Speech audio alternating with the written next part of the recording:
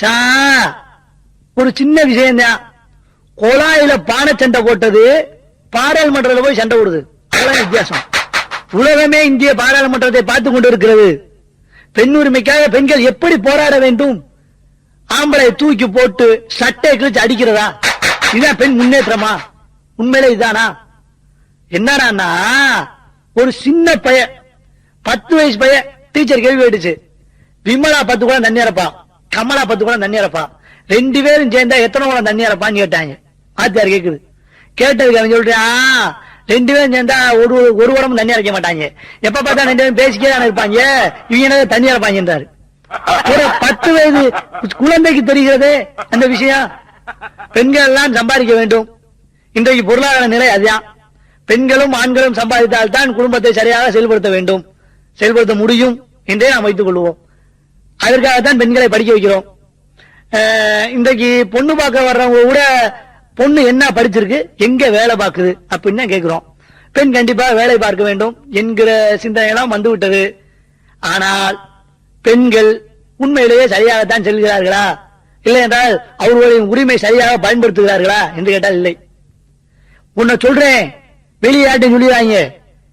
ஒரு போலீஸ்கார அம்மா, பொம்பளை போலீஸ்கார அம்மா போலீஸ் ஸ்டேஷனுக்கு போறதுக்கு நைட் டியூட்டியில பாட்டிய துணை கூட்டி போகுது.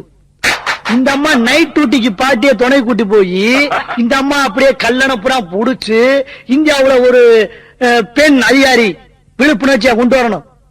ஆனால் உண்மையிலேயே சாதனை செய்த பெண் அதிகாரிகள் இருக்கிறார்கள். நான் அவர்களை பற்றி பேசவில்லை. எல்லா இடத்திலையும் பொம்பளைக்கு இடம் கொடுக்கணும் சார். சரியா பயன்படுத்தணுமா இல்லையா? எதை பயன்படுத்தணும்? வேலைக்கு போய் அம்மா 3 வயசு பிள்ளை இருக்கு வீட்டுல, யாரு கவனிப்பா? இந்த அம்மா போய் தான் சம்பாதிக்க வேண்டும் என்கிற ஒரு அசிங்கமான நிலை இந்தியாவில் வந்துவிட்ட பிறகு எப்பொழுதுமே இன்றைக்கு சொல்லுகிறேன் நண்பர்களே, இன்றைக்கு சொல்லுகிறேன் பெரியோர்களே, எனக்காய் பேசவில்லை, என் குடும்பத்திற்காய் நான் பேசவில்லை. இன்றைக்கு உங்களுக்கு சொல்லுகிறேன், இன்றைக்கு குழந்தையை பாசமில்லாமல் வளர்த்தால் அது கண்டிப்பாக தீவிரவாதி ஆகுமா? ஆகும்.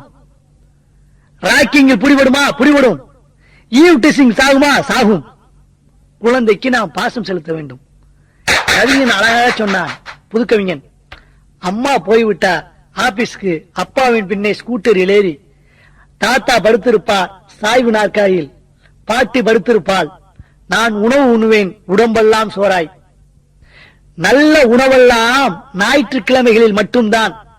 நானும் கல்வி கற்பேன், வேலைக்கு செல்வேன், ஆனால் வேலை இல்லாத வெறும் மனைவி எனக்கு வேண்டும் என்று ஒரு 5 வயது குழந்தை சொல்லுவதாய் இருக்கிறது கவிதை. இன்றைக்கு இந்தியாவிலே இருக்கக்கூடிய ஒவ்வொரு 5 வயது குழந்தையும் அதைத்தான் சொல்லுகிறது. ஒரு விசேஷம் என்னன்னா, அப்பா வெளியூர்ல வேலை வைப்பாரு, வாரத்துக்கு ஒரு நாள் வந்துட்டு போவார் வீட்டுக்கு. ஒரு பிள்ளை கேட்டுக்கு ஆச்சரியமா அம்மாவை பார்த்து, அம்மா அந்த சண்டே வந்துட்டு போற அந்த அங்கிள் யாருன்னு.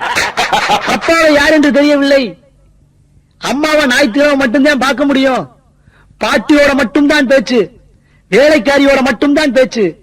ஸ்கூலுக்கு போனா அங்க 1008 தொல்ல, 1008 நொம்பலம். வீட்டுக்கு வருகிற குழந்தை எப்படி ஒரு நல்ல மனநிலையிலே வாழும்? இதற்கான பொறுப்பு இன்றைய பெண்களின் பொறுப்பு தான் சார். உலகமே ஆபாசம் நிறைந்த உலகமாய் மாறிவிட்டது. இன்றைக்கு உங்களுக்கு ஒன்றை சொல்லுகிறேன், மிகவும் கேவலமான விஷயம்தான். இதை நான் சொல்லுவதற்கு மிகவும் வருத்தமாக இருக்கிறது. இன்றைக்கு கல்வி கற்க போகிற பெண்களில் 80% பெண்கள் காதல் வயப்படுகிறார்கள், இல்லைன்னா லவ் பண்றாங்க சார். ஸ்கூலுக்கு பிள்ளைகளை அனுப்புறது காதலிக்கிறதுக்கா இல்ல. நான் ஸ்கூலுக்கு பள்ளிக்கூடத்துக்கு ஃபீஸ் கட்டி, இல்லைன்னா காலேஜுக்கு ஃபீஸ் கட்டி புத்தகம் வாங்கி கொடுத்து என் பிள்ளையை சீராட்டி தாளாட்டி பள்ளிக்கூடத்துக்கு அனுப்புறான். பஸ் ஸ்டாப்ல இருந்து லவ் பண்றதுக்கா இல்ல. இந்த பிள்ளை இன்னொரு பையனும் பீச்சுக்கு போறதுக்கா இல்ல. நான் வெறும் ஒரு குறுகிய வட்டத்திலே இருந்து பேசவில்லை. என்னால் நிம்மதியாக பீச்சில் உட்கார்ந்து தனியாக உட்கார முடியவில்லை. காதலர்கள் தொல்லை ஒண்ணுமில்ல.